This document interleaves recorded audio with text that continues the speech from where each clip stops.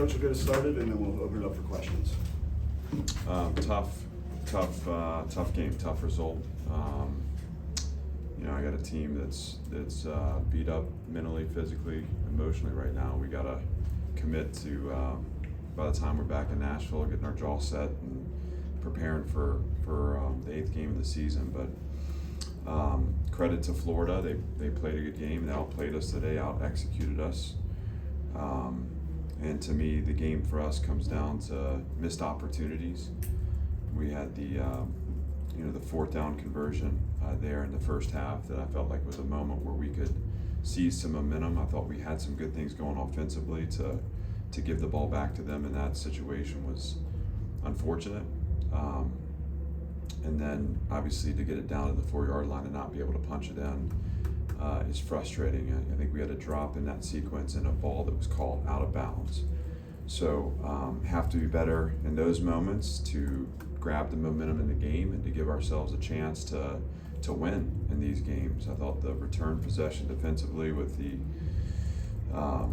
2 personal foul penalties was also unfortunate, not indicative of our program. That gave them the 3rd score there in the first half. When you look at just the numbers, I think defensively, too much space in the run game. We didn't tackle well tonight, and what happens when you're not taking space early in the snap and you're not, your eyes aren't on the right key and you start chasing the play down, you get thick on blocks and you open up space for good players. And we got to run our feet, we got to down the ball, but I think it comes down to winning early in the down with our eyes so that we can be in better position late in the down. Offensively, the 3rd down performance was really disappointing. So again, our formula is about complementary football. It's 3 phases syncing up. And when you're 1 of 10 on 3rd down, 1 of 13 on conversion down, you're leaving too much exposure on your defense. And right now defensively, we're thin in the secondary, and we're playing too many snaps. We had 53 snaps tonight, and they had 71. And so that's, to me, like the underlying numbers that say that that's not winning football for us. So we'll look back at those things. That's not just player issue. That's obviously starts with coach and design and how we can do it better. We'll look at those things and we'll look to advance our team. But today was Florida's day. They outplayed us. They deserve the win, and we need to get better, and we will. What happened with DeRicky and then Martel Height, and also what's the status of Jalen Mahoney and AJ Swan? I expect Jalen to be back. He wasn't available today, obviously, but I expect him to be back. He's feeling better. AJ Swan was available today. And the choice to go again is just feeling like, again, wanting AJ to get back to 100%, but also honoring the fact that Ken did a nice job last week moving the offense. With DeRicky, I've got so much respect for him. This guy's been battling since Alabama A&M, and it was like the first possession in that game.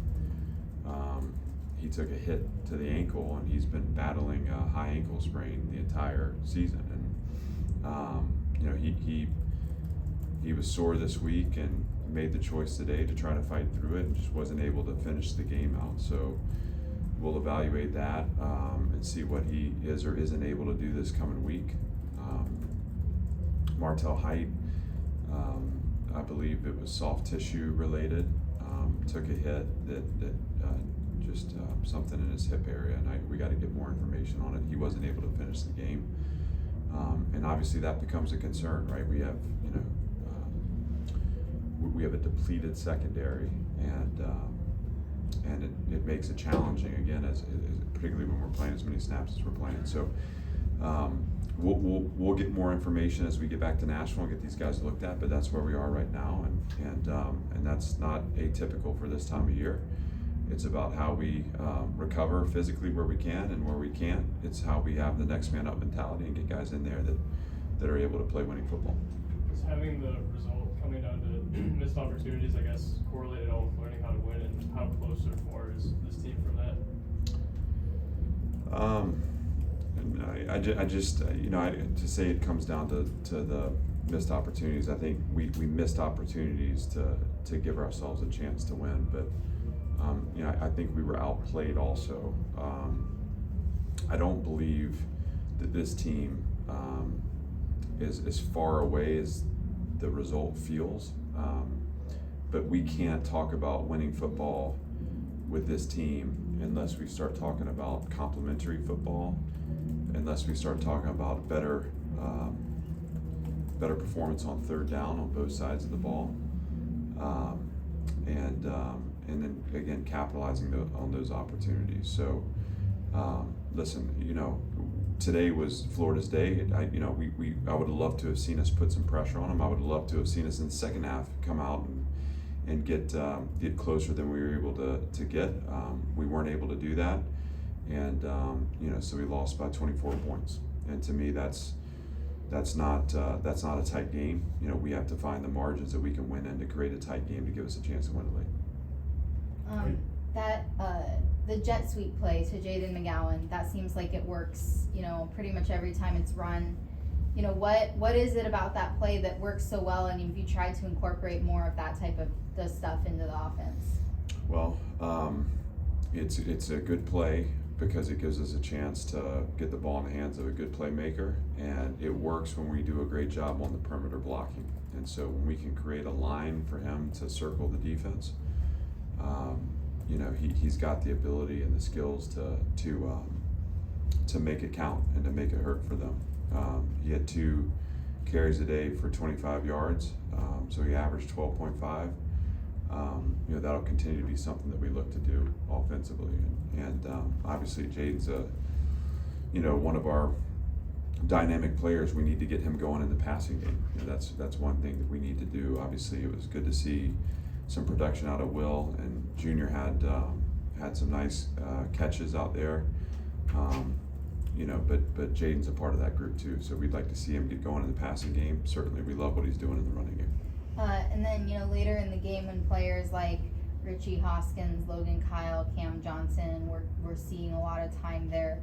Was there a particular reason that you opted to bring those guys into the game in the fourth quarter? They're all a part of personnel groups. Richie is a guy that's contributed a lot to us, and he's been a steady contributor through the season. He had his opportunity today, obviously, to make a big play for us, and score a touchdown. So he can do that. If you remember last week, when we were on the half-inch line, we chose to throw him an access throw in that moment. So we have a ton of trust in him and belief in him. Logan's in our rotation at tight end, and Cam Johnson's a young player that we're trying to get some game exposure to. So those will be guys that we continue to work to facilitate performance in. Certainly not anything that was unique to today, just something that we want to do in general. I guess that's fine on the road out. Just as a human, how much does that wear on you, and how do you deal with that, I guess, outside of the field? Yeah, I mean, it's not easy, especially with a team that has a lot of pride and expectation for themselves. And so again, that's to me where I understand, and this is to me the biggest gap that we have to close. I understand, and I experience the feeling of pain in this. We put a lot into it, and it's hard to completely understand all that goes into these game weeks, and so again, the pain is a part of the process, and it's a part of the process of growth. But what's more important to me, and where that gap exists, is to say, there's still so much that we can do to play better football. And rather than be victimized by the feeling we have or the emotion of not winning or being in a tough stretch, this program needs to feel the emotion and channel it into action. And that action needs to happen earlier in the week. that again starts with the coaching staff, where we do the best we can to put our guys in positions to be successful. And then as a team, we have to set our minds and set our attitudes to become a better team at execution. And when we do that, it doesn't guarantee a result. And certainly, when you play really hard and play in tight games and you come up short, that's really painful, but you also see opportunities to win games in that mode too. And that's what we did a year ago. We didn't deviate from who we were or didn't suddenly change courses. We stayed the course, we stayed steady, we held fast, we stayed true, and we experienced breakthrough because of that. But ownership's an important aspect of this. So again, that ownership starts with me, but we're not going to be victimized by these results. We're going to set our jaws. It's painful. We've got to move forward. We got to allow that pain to fuel us and to evolve us into a better team. How do you kind of balance your hope and optimism for the future versus acknowledging the disappointment in the short term? Yeah, I mean, we have a great vision for this program, and that vision, today is not a deviation from that vision. Today is an honest look at where we were today against Florida, which wasn't good enough. But all of these exposures give us opportunities to grow and to change, and the vision is still there, and the vision is bright, and we just again we stay the course, we stay in it, and these days will give way to days where we feel the same level of joy as we feel pain in this moment. And we've had those before. Obviously, we're just falling short of our internal expectations right now, and that's hard. But the vision hasn't shifted, and for me personally, I look at these painful moments as a part of the journey, and the journey is righteous. The process is righteous. It's all about growth, and that's what we'll do. We'll grow forward. Anything else? In regards to Florida's tight end number 8, Boardingham, were you surprised at how much of a part in the game plan he was, and what's the difficulty in defending Boardingham? I would credit, obviously he capitalized on the plays that he made today. I think he made the routine plays. I think what I would also say is I thought they did a really nice job offensively of using him in different locations and moving him post snap. And to be quite honest, that he wasn't covered in some situations, so he's able to catch the ball in space and catch and run.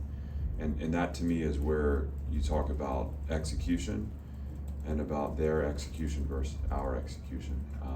But certainly he had a nice day, and credit to him, and I think credit to their coaches for doing a nice job facilitating his performance. I think I would have liked to have seen us do a better job of being on body and making those catches a little more challenging.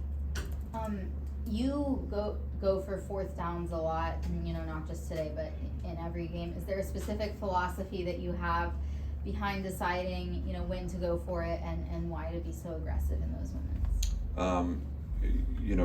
We obviously use analytics, but we never just defer to analytics. So those are always my choices ultimately. And in those moments, to me, you're trying to seize opportunity to redirect the game or extend a drive or maintain possession. And so the one early in the game was where we converted but fumbled the ball. It was just this feeling of we have a play, we like the play, we need to extend and maintain possession.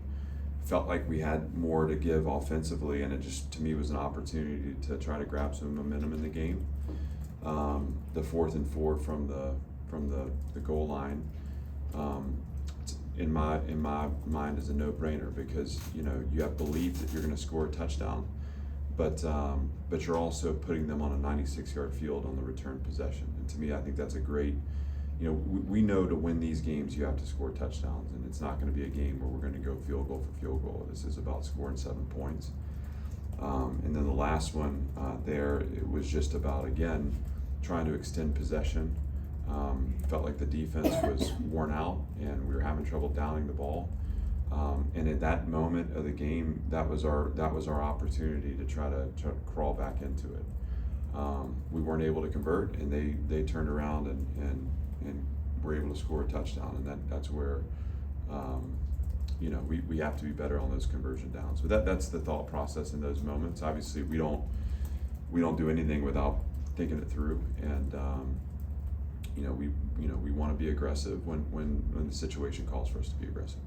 Do you have an idea of how you're gonna move forward at quarterback, or is that kind of a day-by-day thing still? It's day by day, and a lot of that just depends on, again, where we feel like AJ's been available, but that doesn't mean he's all the way healthy, right? So how he's feeling, and reviewing the film and see how Ken's performing in the role too. I think there's a real reason to look at his performance and say, it wasn't perfect, and there's gonna be a lot more that we want from that position, but we put the ball on the ground too many times, carrying it, and now I look at that and I say, we lost one of them. That's fundamental and technical, right? That's us doing a better job securing the ball. We can train that through the week, but his decisions throwing the ball to me have been, based on what we were struggling with. He's done a nice job of keeping the ball out of the opponent's hands, right? And so, that's a big part of us, continuing to build offensively and grow offensively, is to make sure we're maintaining possession. So we'll look at his performance, we'll make decisions day by day, like you said. Thanks, everybody. Thank you. Thanks.